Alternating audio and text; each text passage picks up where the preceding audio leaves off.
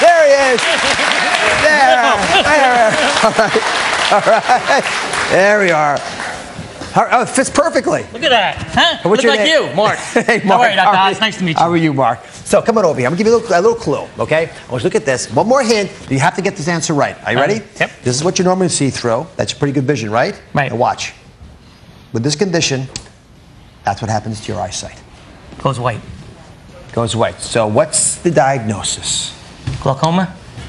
Nope, glaucoma doesn't do that. Oh, okay, sorry. I'll give you one more chance. Cataracts? Yes! Hey! Cataracts! All right. Now, cataracts come actually from the Latin cataractes, which means waterfall, because it's like looking through a waterfall, right? That's, if you just imagine, that's what it would look like if you're behind a waterfall just watching. Now, cataracts develop for a bunch of reasons. So what I'm going to do is show you an animation to make it clear what they are, and then we're going to examine what our vision actually looks like when we have cataracts. So come over here. So this is what the eye looks like, obviously. In the middle of that central area is a lens, and from the side you see the lens here. You see it right there? Now, when light comes through there, what ends up happening, you can come over here a little bit, the light goes through the lens to the back of the eye. There's the optic nerve in the back. And when that happens, that light going through the lens begins to change the lens over the course of our lives. Now, the lens works for a very specific reason. You actually have a cobweb of proteins in there, but they're perfectly aligned so the light passes through them without you being able to see that they're there.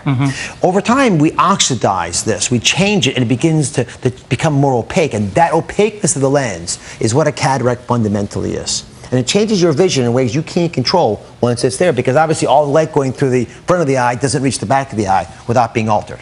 So I've got some glasses here that I think will reflect what it looks like if you had cataracts. Right? And I'm going to show all of you what it looks like with these images behind me. So you put this through. You see how it looks a little bit cloudy? It would look good on you, by the way. This blue, yeah. Feel like a superhero. Yeah, it's like okay. All right, so you get a clouded, sort of blurred or dim vision. You see what the audience looks like if you were to have cataracts?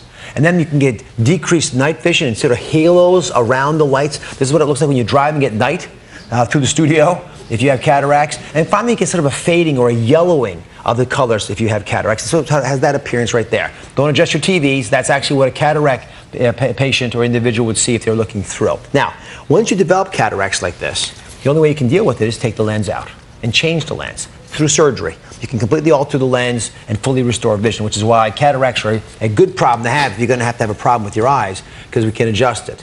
But there's some risk factors that we ought to know about and things we can do to maybe slow down the process.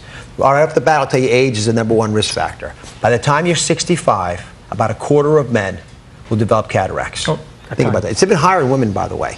And smoking accounts for about 20% of all the cases, because smoking accelerates that oxidation, the opacification of the lens we talked about. So let's talk a little bit about protection and what are you going to do about it. So I've got two sunglasses here. Okay, one of them is polarized, and one of them has UV protection.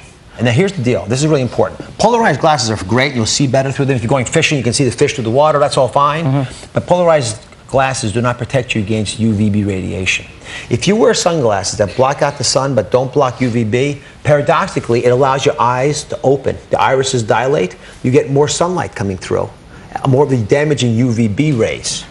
So if you're going to spend money, which is not very much, by the way, get UVB protected lenses. And what we usually pay a lot more money for is to get them polarized. You should always get both together if you can. Make sense? You've been wonderful. I appreciate Thank you very much, Dr. Thank you very much. We'll be right back.